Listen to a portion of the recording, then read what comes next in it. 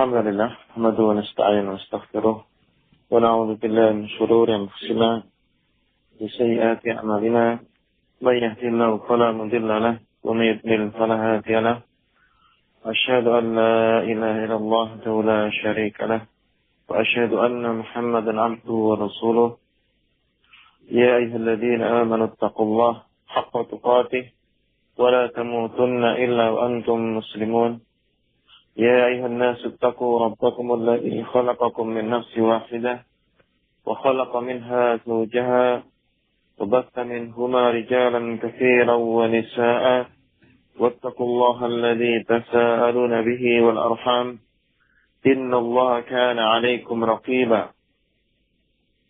يا أيها الذين آمنوا اتقوا الله وقولوا قولا سديدا يصلح لكم أعمالكم ويغفر لكم ذنوبكم ومن يطع الله ورسوله فقد فاز فوزا عظيما أما بعد فإن خير الكلام كلام الله وخير هدي محمد صلى الله عليه وسلم وشر الأمور محدثاتها وكل محدثة بدعة وكل بدعة ضلالة وكل ضلالة في النار. Alhamdulillah,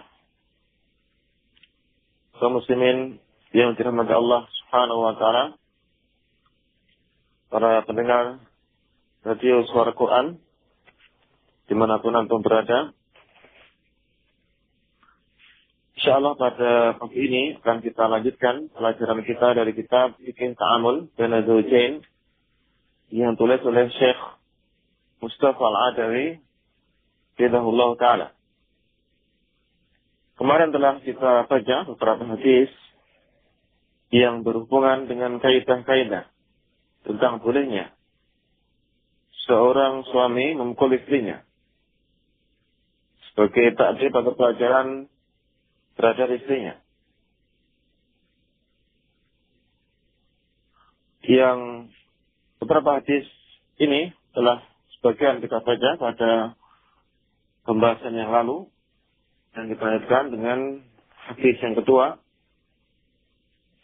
Qala al-mu'allif, "Faqad warada fi mas'alati darbin nisa' ba'dul hadis."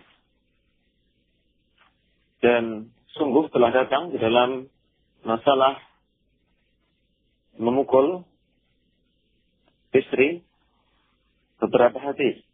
Minha di antaranya ma akhrajahu al-Bukhari wa Muslim. Hadis yang dikeluarkan oleh Imam Bukhari dan juga Imam Muslim dalam kedua sahihnya. Min hadis Abdullah bin Zam'ah radhiyallahu anhu. Hadis Abdullah bin Zam'ah, semoga Allah meridainya, anahu sami'a an-nabiyya sallallahu alaihi wasallam yakhtubu. Bahwasanya dia mendengar Nabi sallallahu alaihi wasallam sedang berkhutbah. Wa dzakara an-naqah walladhi aqar. Yang kemudian belum menyebut tentang kisah seekor unta yang kemudian disembelih oleh kaum Samud. Faqala Rasulullah sallallahu alaihi wasallam, "Idzin ba'atha ashqaha." Tatkala bangkitlah yang paling celaka dari kaum tersebut. In ba'atha laha rajulun aziz, alimun mani' birahti, nisbah bizam'ah. Bangkitlah seorang laki-laki yang perkasa, yang dia dilindungi dan dijaga oleh kaumnya seperti Abu Zam'ah. Wa dzakara nisa, kemudian belum tentang masalah wanita. Apa beliau mengatakan, ya'mid ahadukum yajidu imra'atahu ka'adil 'abdi wa la'allahu yudaji'uha min akhir yaumi. Seorang dari kalian mendera istrinya seperti mendera budaknya. Maka barangkali dia akan mengumpulinya di akhir harinya. Yang di sini menunjukkan tentang di antaranya tentang masalah kaidah di dalam Memukul istri yang dibolehkan yaitu hendaknya tidak dengan sangat, sebagaimana seorang memukul budaknya. Yang ini jelas yang dilarang oleh syariat, sebagaimana di dalam bahasan yang lalu yang disebutkan yang dilarang darabun ghairu mubarrih, yaitu pukulan yang tidak sangat. Kemudian juga di dalam hadis yang lain Rasulullah melarang untuk memukul pada wajah, pada tribul wajah. Pemirsa, di antara hadis yang lain, Akhrajahu At-Tirmidzi, hadis yang qala At-Tirmidzi di dalam jami'-nya, di Jami' As-Shahih At-Tirmidzi yang masyhur dengan sebutan Sunan At-Tirmidzi, min hadis Amr bin Al-Ahwas radhiyallahu anhu. Hadis Amr bin Al-Ahwas radhiyallahu anhu, anahu syahid hajatul wada' ma Rasulullah sallallahu alaihi wasallam. Bahwa dia menghadiri haji wada' bersama Rasulullah sallallahu alaihi wasallam. Fahamidullah wa athna alaih wa dhakkar wa'ad. Maka itu Nabi Rasulullah sallallahu alaihi wasallam memuji Allah, menyanjungnya, kemudian memberikan peringatan dan memberikan nasihat. Wa dzakara fi hadis qissatan. Maka kemudian perawi menyebut kisah dalam hadis, ini hadis yang panjang yang diringkas oleh mu'allif. Qal, maka beliau di antara nasihatnya beliau mengucapkan, ala wastausu lin nisa'i khaira. Tahuilah, hendaknya kalian memberikan wasiat kebaikan pada para wanita. Fa inna ma hunna awanun 'indakum. Karena sesungguhnya mereka adalah tawanan di sisi kalian. Laisa tamlikuna minhunna syai'an ghairu dzalik. Tidaklah kalian memiliki dari para wanita tersebut suatu kecuali itu. Illa ya'tina bi fahishatin mubayyinah. Kecuali kalau para istri tersebut melakukan perbuatan yang keji dengan nyata. Fa in fa'alna fahjuruhunna fil madaji'. Jika mereka melakukan perbuatan keji tersebut, maka jauhilah mereka di tempat-tempat tidur. Wadribuhunna darban ghairu mubarrih. Dan pukullah mereka dengan pukulan yang tidak sangat. Fa in ata'nakum fala tabu 'alaihinna sabila. Jika mereka telah mentaati kalian, maka janganlah kalian mencari-cari kesalahan mereka. Ala inna lakum 'ala nisaikum haqqan. Ketahuilah, sesungguhnya kalian memiliki hak atas istri-istri kalian.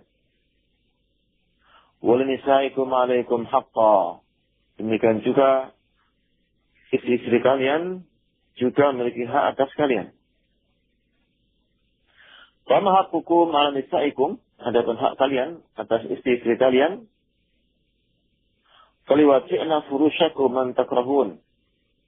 Maka hendaknya mereka tidak meletakkan di ranjang-ranjang kalian siapa saja yang kalian benci. Wa la ya'dhanna fi buyutikum liman takrahun. Dan jangan sampai mereka mengizinkan masuk ke rumah-rumah kalian bagi orang yang kalian benci. Ala haqquhunna 'alaikum an tuhsinu ilaihinna. Tahuilah sesungguhnya hak mereka sisi kalian atas kalian. An tuhsinu ilaihinna fi kiswatihinna wa ta'amihinna. Jika kalian berbuat baik kepada mereka di dalam pakaian mereka dan makanan mereka. Ya, di sini menunjukkan kepada kita nasihat-nasihat yang agung dari Rasulullah Shallallahu Alaihi Wasallam. Yang pertama adalah perintah kepada para suami agar menasihati istrinya dengan kebaikan. Kemudian juga di sini menunjukkan tentang bolehnya memberikan ta'dib kepada seorang istri, pelajaran kepada seorang istri dengan cara menjauhi atau menghajar dia di dalam tempat tidurnya. Kemudian juga bolehnya mukul istri dengan pukulan yang tidak sangat.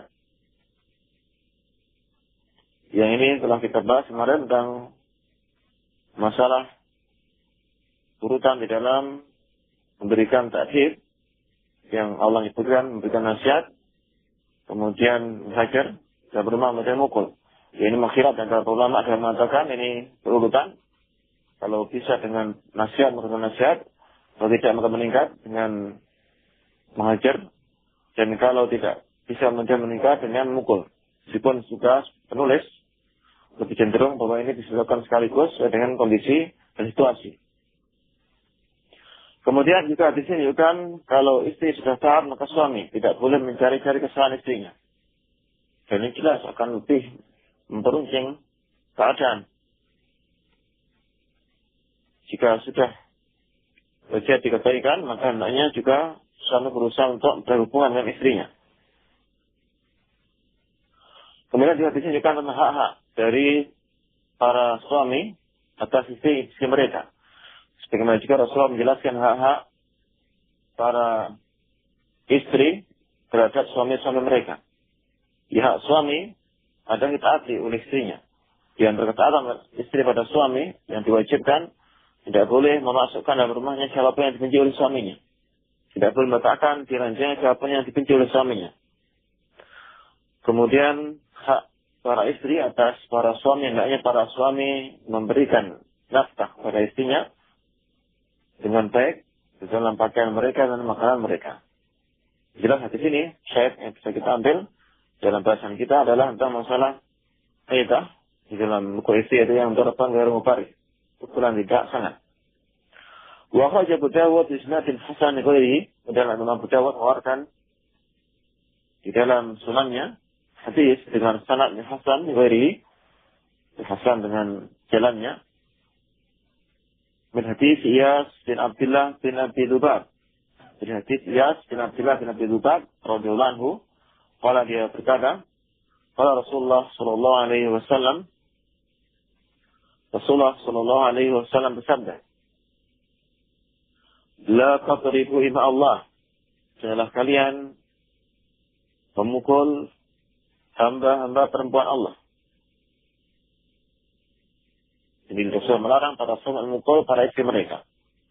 Faja'a Umar ila Rasulullah sallallahu alaihi wasallam faqal, datanglah Umar pada Rasulullah sallallahu alaihi wasallam seraya mengatakan, "Da'irna nisa' ala azwajihinna." Ternyata sekarang para wanita lancang dan berani kepada para suami mereka. Begitu ketika Rasulullah melarang para suami memukul, ternyata para istri justru berani dan lancang pada suami-suami mereka. Ini yang laporan Umar pada Rasulullah sallallahu alaihi wasallam. Warakhasa fi darbihinna. Kemudian Rasulullah memberikan rukhsah, keringanan kepada para suami di dalam memukul istri-istri mereka. Fa'atafa bi ali Rasulullah sallallahu alaihi wasallam nisa'un katsirun. Maka kemudian setelah itu ternyata datang mengelilingi keluarga Rasulullah sallallahu alaihi wasallam para wanita yang banyak. Yashkuna azwajahum, yang mengadukan suami-suami mereka. Faqala Nabi sallallahu alaihi wasallam, maka Nabi sallallahu alaihi wasallam bersabda, laqad tafa bi ali Muhammadin nisa'un katsirun yashkuna azwajahunna. Sungguh telah mengelilingi keluarga Muhammad sallallahu alaihi wasallam para wanita yang banyak yang mengadukan suami-suami mereka. Laisa ulaika fi khiyarikum. Para suami-suami itu bukanlah yang terbaik dari kalian. Ya, di sini menunjukkan tentang larangan memukul wanita pada awalnya. Yang ketika dilarang ternyata kemudian menimbulkan efek tidak baik. Sehingga para istri waktu itu berani pada suami-suami mereka. Jadi Rasulullah memberikan rukhsah, itu keringanan pada para suami memukul istrinya kalau memang diperlukan. Ini menunjukkan bahwa asalnya adalah dilarang, kemudian diberikan keringanan.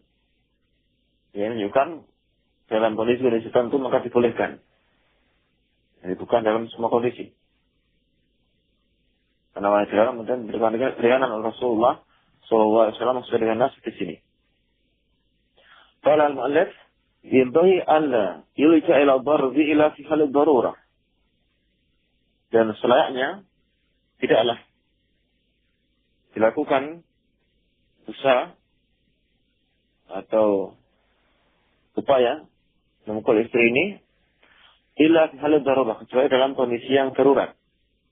Kondisi yang sangat membutuhkan hal itu, yang tidak bisa memperbaikinya juga dengan memukulnya.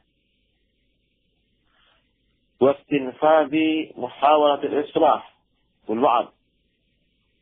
Dan setelah melaksanakan usaha-usaha perbaikan dan nasihat. Wa adam ijad wal hajri bil madja'. Kemudian juga tidak adanya faedah menghajar di tempat tidur. Dan ini dibolehkan ketika kondisi yang sangat mengharuskan, yang menentukan. Sebagaimana Rasulullah SAW bersabda, "Akhir dawa al-kay." Obat terakhir adalah kay, yaitu jas yang masih panas. Yang kay ini merupakan salah satu jenis pengobatan yang diizinkan oleh Rasulullah SAW. Akan tapi tidaklah dilakukan kay kecuali dengan kondisi yang sangat mendesak, karena menimbulkan bekas yang tidak baik, kemudian juga sangat panas sekali rasanya. Tapi ketika kondisi terpaksa maka harus dilakukan hal itu. Sebagaimana jika memukul istri, kalau memang sudah tidak ada cara lain kecuali itu, maka dibolehkan.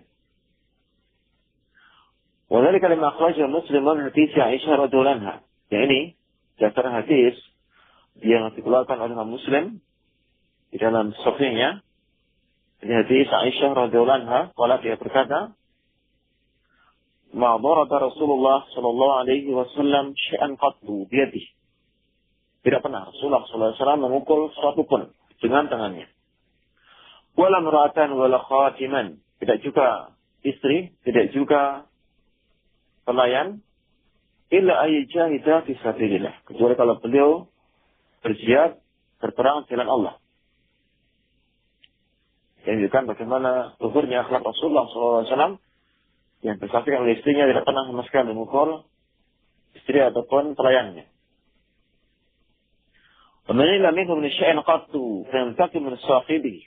Tidak pernah beliau disinggung atau dilanggar hormatan beliau pada suatu, kemudian beliau membalas dendam pada pelakunya. Bila intahak syai'un min harimillah, kecuali kalau dilanggar suatu dari perkara-perkara haraman Allah. Yantakimu lillahi azza wa jalla. Maka beliau baru membalas dendam karena membela Allah azza wa jalla. Tapi kalau urusan yang pribadi beliau tidak pernah membalas dendam pada orang yang berbuat kejelekan pada beliau. Masyhur dalam kisah seorang Arab Badui yang pernah menemui beliau ketika beliau masih naik di atas kendaraan tunggangan dengan memakai syal di lehernya yang terbuat dari kain-kain yang kasar, yang langsung ditarik oleh Arab Badui tersebut dengan keras. Dengan mata itu, aku ingin harta yang bukan milik bapakmu. Sehingga bekas hal tersebut pada leher Rasulullah SAW. Keduanya tersenyum dan juga berbicara dengan baik kepada orang tersebut. Jadi bagaimana beliau tidak membalas dendam kalau itu berhubungan dengan masalah pribadinya. Dan beliau sangat marah sekali membalas ketika perkara-perkara haraman Allah dilanggar. Jika hak Allah dilanggar oleh manusia, baru beliau sangat marah sekali dan berusaha untuk membela Allah Subhanahu wa taala. Ketika banyak orang melanggar syariat Allah dan perintah Allah, itulah beliau marah sekali. Kata menjadi hak beliau, maka belum merelakan dan juga tidak membalas pada orang yang berbuat kejelekan pada beliau. Ialah akhlak Nabawi, akhlak Nabi Sallallahu Alaihi Wasallam yang lebih mendahulukan hak Allah atas hak pribadinya. Dan juga selain Muslim seperti itu, berusaha untuk lebih mendahulukan hak Allah atas hak pribadinya. Lebih mendahulukan syariat Allah daripada membela atau ambisi pribadi ataupun untuk dalam rangka memuaskan dari nafsunya. Karena banyak manusia pada hari ini yang lebih cemburu ketika hak dirinya atau hak asasinya misalnya dilakukan daripada Allah Subhanahu wa taala. Yang dilakukan oleh seorang muslim. Dan sampai sini ini sudah selesai dari bahasan Alif tentang masalah Darqun Nisa yang simpulannya dibolehkan dalam kondisi yang darurat atau kondisi tertentu yang mengharuskan untuk memukul istri. Adapun dari kondisi biasa masih dimungkinkan untuk diperbaiki dengan selain memukul, maka jelas itu yang wajib dilakukan.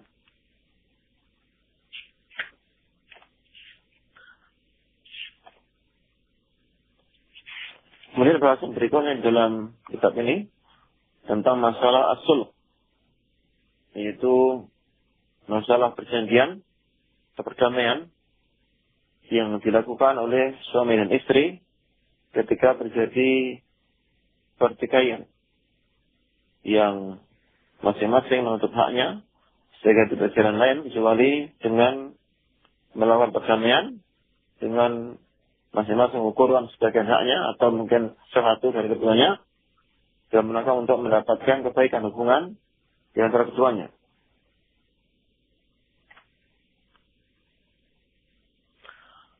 Qala mu'allif was-sulhu khair, dan perdamaian adalah lebih baik. Kama taqaddam fi istihabbu lizawjain yata'ayasha fi rizqin wa wi'am yu'addi kullu minhuma ma 'alayhi lis-saghir min al-haqq.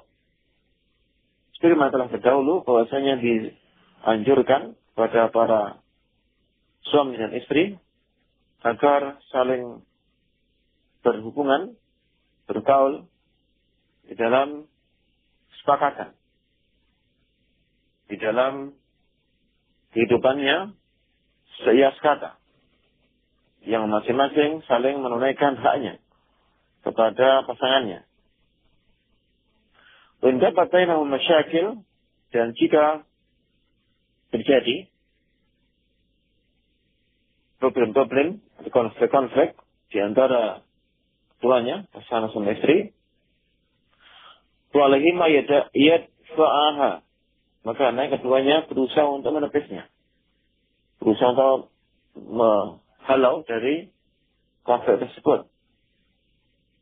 وإن تنازل أحدهما أو كلاهما عن شيء من حقوقه للآخر, meskipun untuk mendapatkan hubungan yang baik tersebut salah satu dari keduanya atau keduanya merelakan haknya kepada yang lain. Jadi ini jelas untuk mendapatkan kebaikan akan diperlukan pengorbanan, dan pengorbanan adalah merelakan haknya. Karena kalau tidak dimulakan haknya maka tetap akan terjadi konflik. Was-sulhu khair, dan perdamaian adalah baik. Kama qala Allah Subhanahu wa taala, sebagaimana Allah Subhanahu wa taala berfirman di dalam kitabnya, as-sulhu khairun lakum min furqah wa talaq. Perdamaian lebih baik bagi suami dan istri daripada perpecahan dan juga perceraian. Was-sulhu khairun lil aulad min at-tashattut wa dhiya, dan perdamaian lebih baik bagi anak-anak keduanya daripada mereka tercerai-berai dan terlantar. Was-sulhu khairun usrataihima min al-adawat wasy-syiqaq, demikian juga perdamaian antara suami dan istri lebih baik untuk dua keluarga besar mereka daripada mereka bermusuhan dan berpecah belah di antara mereka. As-sulhu khairun lil muslimina amatan limawaddati wal i'tilaf, dan perdamaian adalah baik bagi muslimin secara umum karena akan mendapatkan kasih sayang dan juga hubungan yang baik di antara mereka. Maka yang wajib bagi suami dan istri kalau terjadi konflik yang sangat berusaha untuk menepisnya dan bahkan tidak tanggung-tanggung untuk mengorbankan sebagian haknya untuk mendapatkan kebaikan yang lebih baik daripada konsen di antara keduanya. Dan jelas, bagaimana diketahui bahwa ketika orang mau kebaikan pasti butuhkan pengorbanan. Ketika orang mau kebaikan, dia wajib berusaha, itu juga pengorbanan. Dan ketika manusia dalam masalah urusan yang lain, dia rela berkorban untuk mendapatkan hasil lebih baik.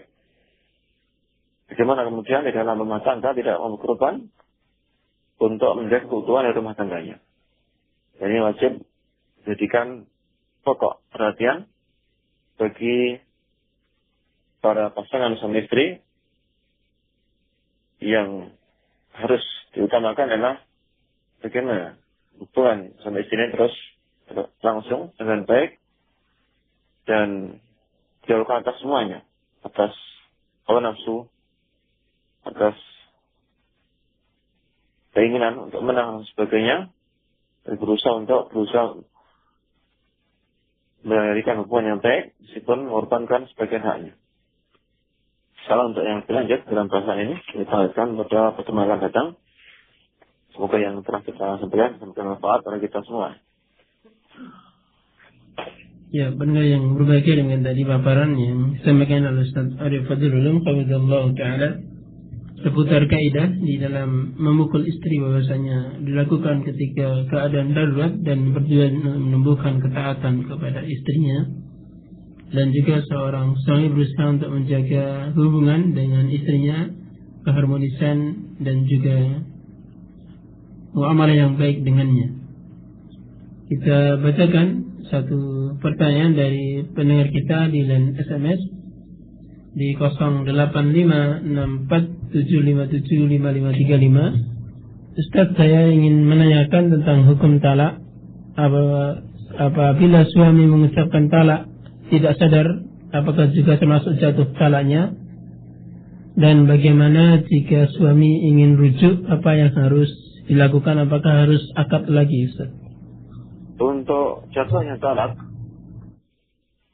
ini ketika dia suami sudah mengucap lafaz talak, maka ini sudah jatuh talak tersebut. Adapun kondisi sadar tidak sadar, itulah juga berpengaruh. Dan juga para ulama membahas tentang masalah apakah seorang yang marah ini jatuh tidak talaknya. Maka yang rajih dalam ini sebagaimana disebutkan Muqayyim bahwa talak orang yang marah ini jatuh kalau dia masih sadar pikirannya, dia masih bisa memikirkan baik, kemudian dia marah, kondisi marah seperti mentalak, maka jatuh talaknya. Tapi kita sudah marah yang memuncak sampai sudah lupa segalanya, sudah tidak sadar sama sekali apa yang diucapkan, maka itu sudah jatuh talaknya. Ini kalau memang benar-benar tidak sadar, ketika masih kondisi tidak normal, maka jatuh talaknya. Sebagaimana dijelaskan para ulama, rahimahumullah. Adapun masalah rujuk, maka suami yang menceraikan istrinya dengan talak raj'i, talak yang masih dirujuk, yaitu talak 1 dan talak 2, maka dia merujuk istrinya, boleh merujuk istrinya tanpa akad yang baru ketika masih istrinya dalam masa iddah. Ketika istrinya masih menjalani masa iddah, yaitu di kali haid, ketika dia tidak hamil, dan ketika masa melahirkan, ketika sampai melahirkan, ketika dia kelihatannya hamil, maka dia langsung boleh merujuk tanpa akad yang baru.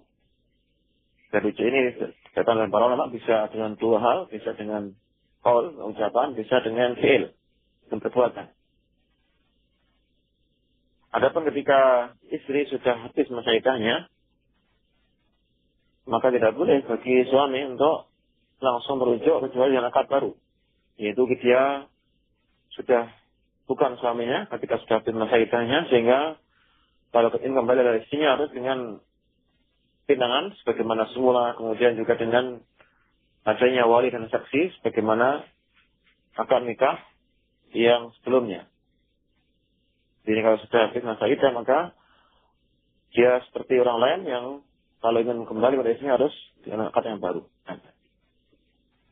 Kita lanjutkan Ustaz ke pertanyaan dari line SMS kita, pendengar kita Abu Abdillah di Karanganyar, yang menanyakan bagaimana nasihat untuk istri yang sering membantah perkataan suami, mencemooh keluarga suami, serta lebih mementingkan bapaknya daripada suaminya, Ustaz. Nah, sebagaimana sering kita sampaikan bahwa para istri, para wanita wajib menyadari bahwa ketika dia sudah menikah, maka yang pertama dia wajib dia taat adalah suaminya. Karena kalau dia sudah menikah, maka tanggung jawab ketaatan dia berpindah dari orang tuanya pada suaminya. Yang jelas istri wajib mengutamakan suami daripada keluarganya, daripada keluarganya sendiri, bapaknya, ibu dan sebagainya. Karena yang pertama bagi seorang istri ada ketaatan pada suaminya. Dan juga bagi suami yang menghadapi kondisi tersebut juga wajib bersabar, karena memang sifat manusia adalah bengkok, sebagaimana tulang rusuk, sebagaimana sabda Rasulullah SAW. Maka tentunya dalam kondisi tersebut diberikan nasihat dengan dikabulkan sunnah Rasulullah SAW, sampaikan nasihat tentang masa wajibnya ketaatan istri pada suami, dan juga wajibnya istri untuk berbuat baik pada suaminya dan juga keluarga suaminya. Yang ini jelas yang wajib atas seorang istri di dalam bersikap pada suami dan keluarga suaminya. Dan ketika suami melihat kondisi seperti itu tersebut, maka tidak boleh dia kerja, tapi hendaknya dia bersabar dan berusaha untuk menyampaikan nasihat yang baik pada istrinya. Nah. Kemudian Ustaz, pendengar kita yang ada di Jogja yang menanyakan bagaimana sikap istri dalam menghadapi suami yang malas untuk diajak sholat malam dan melaksanakan puasa sunnah, Ustaz. Nah, sebagaimana juga telah kita sampaikan dalam bahasan dahulu, bahwa wajib atas suami istri bekerjasama di dalam al-birri wa taqwa, dan kebajikan dan takwa. Meskipun juga dalam hal ini juga harus mengetahui sesuatu pada tempatnya. Ketika suami sudah melaksanakan kewajiban dengan syar'i dan lain sebagainya, maka istri bersyukur dan bisa meningkatkan ketaatan tersebut dengan melakukan amal yang sunnah. Tentu mungkin kalau Islam masih sulit dan sebagainya, maka anda juga istri bersabar dan juga bersyukur. Walaupun misalnya dia belum amal yang sunnah, tapi dia bisa melaksanakan kewajiban yang syar'i dan juga melaksanakan kewajiban dia sebagai suami. Bukannya bersyukur kondisi tersebut. Jadi soal bersyukur ini alhamdulillah menambah nikmatnya, dan bukan justru menggerutu ataupun kufur pada nikmat tersebut. Dan dia bersyukur pada Allah dan tetap berusaha untuk mengajak suaminya pada kebaikan. Nah. Yang menanyakan, Ustaz, bagaimana mengatasi masalah keluarga suami yang tidak mampu mencukupi kebutuhan keluarga dan anak-anak juga membutuhkan biaya sehingga istri sering marah kepada suaminya. Untuk bagi suami, maka kewajibannya adalah memberikan nafkah kepada istrinya. Meskipun ini juga dia tidak boleh meminta juga di luar kesanggupannya. Jadi dia wajib berusaha dengan sekuat tenaga untuk mencukupi kebutuhan dari istri dan anak-anaknya. Dan ini jelas dari kemampuannya. Tidak boleh betul lebih dari itu, karena memang manusia berbeda-beda dari kemampuannya. Demikian juga dari sikap seorang istri adalah berusaha qanaah, berusaha untuk menerima dari semua pemberian suaminya. Apa saja dari suaminya, berusaha untuk bersyukur dan menerima, dan juga berusaha untuk berhemat di dalam pengeluaran dan sebagainya. Karena yang diperintah oleh syariat. Yang syariat memerintahkan agar seorang berhemat tidak boros. Wala tusrif di dalam berbuat pemborosan. Demikian juga hendaknya seorang istri berusaha mengetahui kondisi suaminya, yang mungkin kadang tidak berusaha, ini pasang surut, yang ketika mungkin sedang mengalami surut, mengalami kurangan dan tidak mencukupi, maka hanya bersabar dan berusaha untuk mengharap kepada Allah Subhanahu wa taala atas musibah tersebut. Ada musibah yang menimpa seorang hamba, itu ada Allah menjadikan itu sebagai kafarah bagi dosanya. Dan juga berusaha untuk berdoa pada Allah Subhanahu wa taala agar Allah memberikan kelapangan padanya. Bertakwa pada Allah, karena takwa akan menjadikan solusi untuk semua masalah. Sebagai Allah berfirman dalam kitabnya, "May yattaqillah yaj'al lahu makhraja." Dan barang siapa yang bertakwa pada Allah, maka Allah akan memberikan jalan keluar dari semua problemnya. Nah, jelas kondisi seperti itu, ini yang suami dan istri juga itu kesabaran di dalam menghadapinya. Dan memang dunia adalah ujian yang ketika seorang lulus ujian semua, Allah akan memberikan paling besar bagi tuanya. Nah, kita bacakan Ustaz ke pertanyaan yang berikutnya dari panel kita yang menanyakan, bagaimana jika seorang suami memukul istrinya sampai dia cacat? Apakah ada hukumnya dalam syariat Islam, Ustaz? Ya. Ketika suami memukul istrinya dengan berlebihan sampai menimbulkan cacat fisik dan sebagainya, ini jelas secara syar'i memang termasuk hal yang dilarang dan ada hukumannya. Karena yang dibolehkan bagi suami adalah memukul yang tidak sampai melukai atau tidak sampai pukulan yang sangat. Dan kalau tegakkan mahkamah syariah, maka yang itu adalah bisa dibawa pada hakim untuk kemudian diselesaikan masalahnya. Nah, hukum ta'aruf dalam Islam. Nah, untuk masalah ta'aruf atau usaha untuk mengenali calon suami atau calon istri, ini termasuk yang dibolehkan secara syar'i. Karena Rasulullah merintahkan kepada calon suami untuk melihat calon pasangannya, untuk mengenali dia. Karena Rasulullah menyebutkan kalau itu akan bisa lebih mendorong untuk menikahinya. Ini juga tentang bolehnya mengenali atau berusaha untuk mengetahui dari calon pasangan. Meskipun juga di dalam hari ini tetap wajib mengikuti kaidah-kaidah syariah. Tidak boleh sampai melampaui batas kaidah syar'i. Ketika ingin mengetahui dari informasi, identitas, kata dari salah seorang istri, maka dibolehkan dengan langsung pada dirinya atau pada keluarganya atau pada teman-temannya yang dekat yang lebih tahu tentang dia, dan bukan dengan cara berhubungan yang bebas bagaimana yang dilakukan oleh orang-orang sekarang dengan pacaran atau yang istilahnya penjajakan dan sebagainya. Ini semua jelas merupakan dalam syariat. Karena seorang wanita dilarang menampakkan auratnya atau berkhulwat bila dengan laki-laki bukan mahramnya. Kalau di dalam pacaran jelas semua dilanggar hal itu semua. Ini menunjukkan tentang larangan bagi orang yang tidak mengenal sama pasangannya untuk terlalu jauh melangkah, melakukan pacaran dan sebagainya.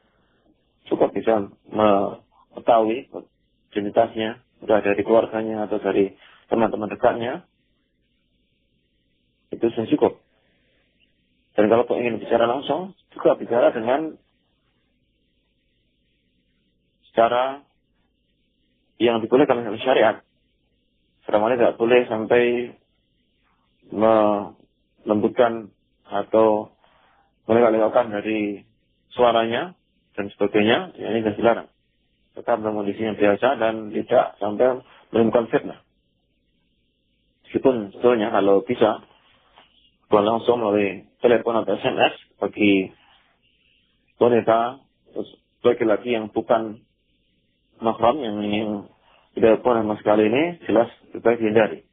karena kita sering mendengar begitu banyak dari fitnah-fitnah syaitan yang timbul pada awalnya ketika keduanya mulai berani untuk melakukan hubungan langsung melalui telepon atau SMS. Kemudian kalau bisa, ya dari hal tersebut melalui jalan lain yang lebih selamat. Nah, Ustaz, saya ingin sekali keluarga saya dapat meninggalkan kesyirikan, tapi saya tidak bisa mendakwai mereka dengan baik. Saya hanya berdoa kepada Allah Ta'ala agar keluarga saya mendapatkan hidayah, banyak membaca Al-Quran dan mau mendengarkan ceramah-ceramah melalui radio. Tapi pada saat keluarga saya melakukan kesyirikan, hati saya yang semula sayang kepada mereka berubah menjadi sangat benci. Apakah hati saya ini berpenyakit, Ustaz, dan apakah obatnya? Nah, untuk usaha dakwah pada keluarga ini banyak sekali cara-caranya, bisa langsung menyampaikan pada mereka dan bisa melalui secara tidak langsung melalui kaset-kaset ataupun buku-buku dan sebagainya. Dan kebencian pada pelaku kemaksiatan ini bukan hal yang dilarang, bukan dibolehkan, meskipun tetap menjaga hubungan baik. Hal itu merupakan keluarganya, sebagaimana Allah berfirman di dalam kitabnya tentang sikap anak pada orang tuanya, yang orang tua yang mengajak dia dan sanggup kesyirikan. Allah firman, "Wa in jahadaka ala an tusyrika bi ma laysa laka ta'lamun fala tuti'huma." Jika keduanya orang tua mengajakmu dan sungguh-sungguh untuk berbuat kesyirikan padaku, maka janganlah kamu mentaati keduanya. Wa sahibhuma fid dunya ma'rufah. Tetap pergauli keduanya di dunia dengan pergaulan yang ma'ruf, pergaulan yang baik. Di sini sampai meskipun dua orang tua mengajak untuk kesyirikan, tetap Allah merintahkan seorang anak untuk mempergauli kedua orang tua dengan baik. Ini menunjukkan bahwa tetap seorang anak berusaha menegakkan syar'i dan membenci perbuatan yang dilarang oleh Allah Subhanahu wa Ta'ala, tapi tetap tidak menafikan hubungan baik antara dia dan keluarganya. Ini bukan dengan hubungan yang baik ini lambat laun dia bisa menyampaikan dakwah pada keluarganya sehingga mereka bisa menerima. Nah. Kemudian satu pertanyaan dari menurut kita Ummu Asma di Sukoharjo yang menanyakan bagaimana cara menasihati suami yang merasa benar dan tidak mau mendengar nasihat istri. Suami berpendapat bahwasanya semua pekerjaan rumah adalah pekerjaan yang harus diselesaikan oleh istri, sementara bayi tidak bisa disambi karena minta digendong terus, dan suami hanya berkewajiban mencari nafkah saja. Bagaimana sikap istri kepada suami tersebut, Ustaz? Nah, yang jelas dalam semua konflik maka wajib kembalikan kepada Allah dan Rasulnya. Wa in tanaza'tum fi syai'in farudduhu ila Allah wa Rasul.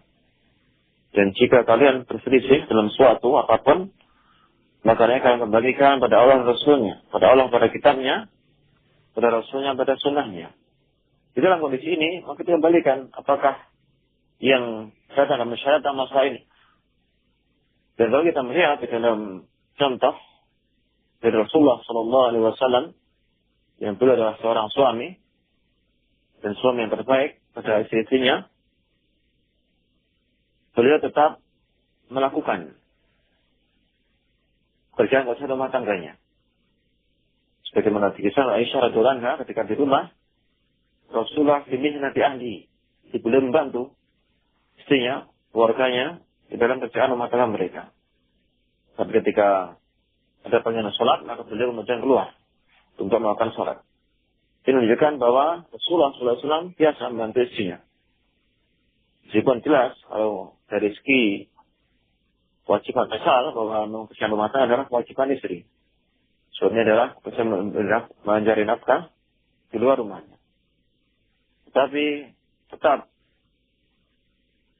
berusaha dilakukan kerjasama antara keduanya. Tidak mungkin suami diam terus ketika itu membutuhkan bantuan, atau tidak diam ketika suami membutuhkan bantuan. Meskipun mungkin itu bukan hal yang wajib bagi dia.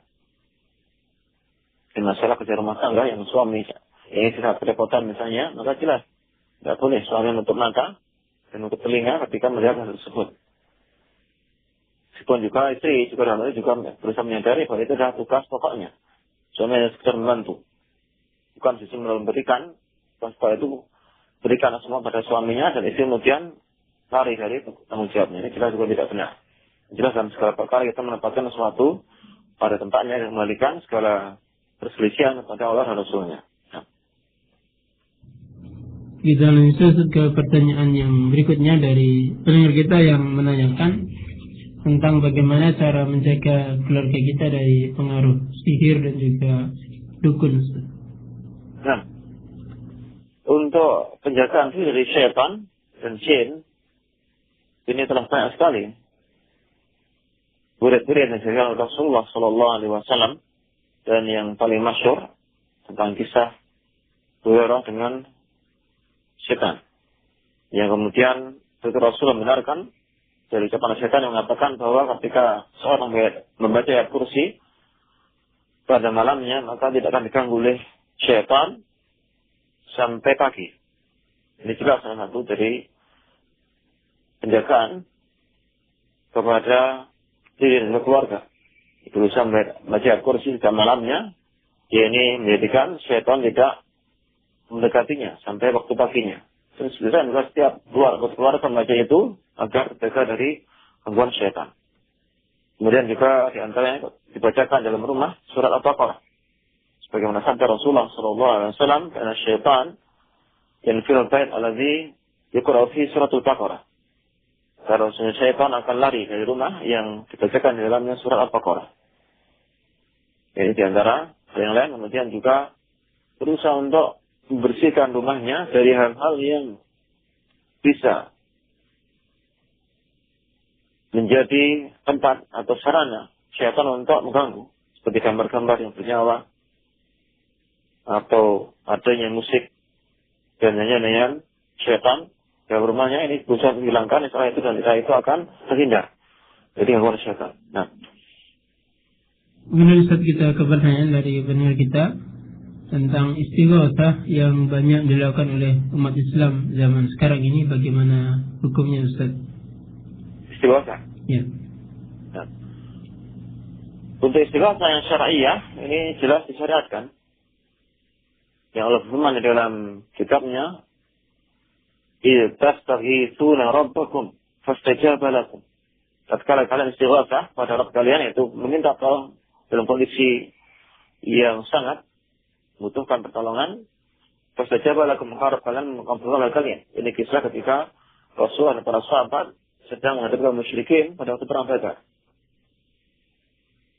Istighatsah syar'iyah adalah mohon pertolongan kepada Allah, yang minta padanya dengan langsung pada Allah, tidak melalui perantara, dan dengan yang disyaratkan, bukan dengan hal yang bid'ah atau yang dilarang, seperti berteriak kemudian dengan berjamaah. Ini tidak pernah disyaratkan oleh Allah dan Rasulnya, karena benar doa adalah dengan pelan.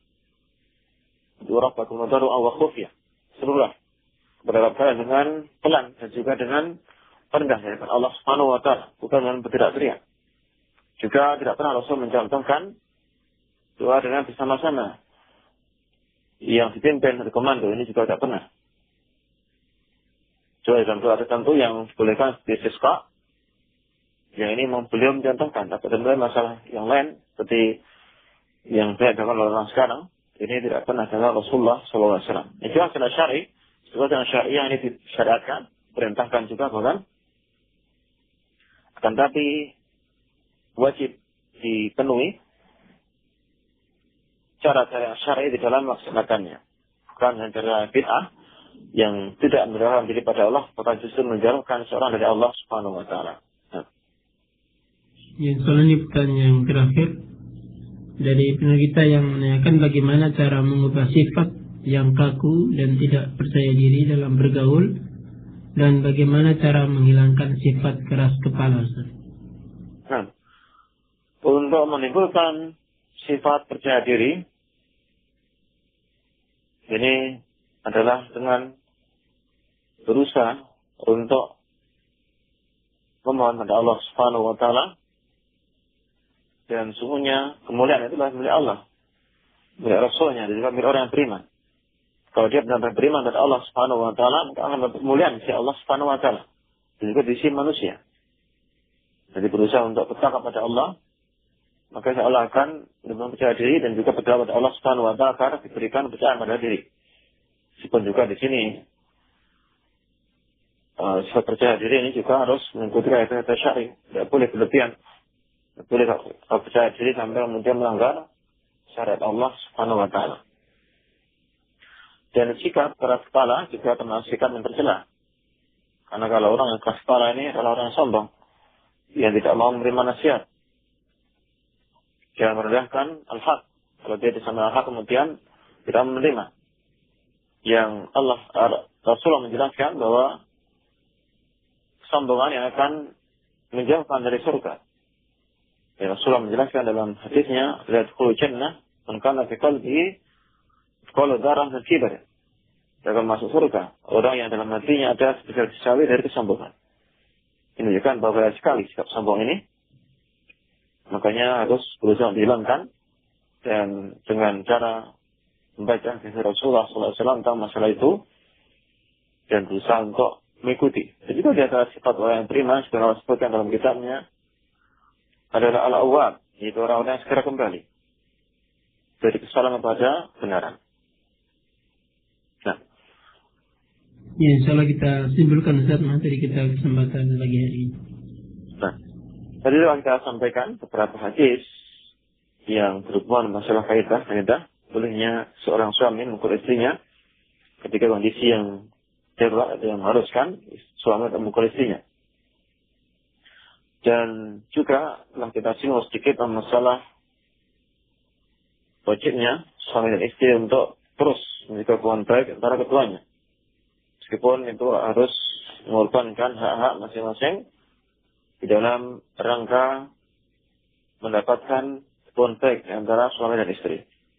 Dan masalah kedamaian antara suami dan istri, insyaallah akan kita bahas lebih lanjut pada pertemuan datang. Semoga yang telah kita sampaikan tadi bisa memberikan manfaat kita semua dan memberikan kita ilmu bermanfaat dan amal yang menafik, yang bermanfaat, masoleh.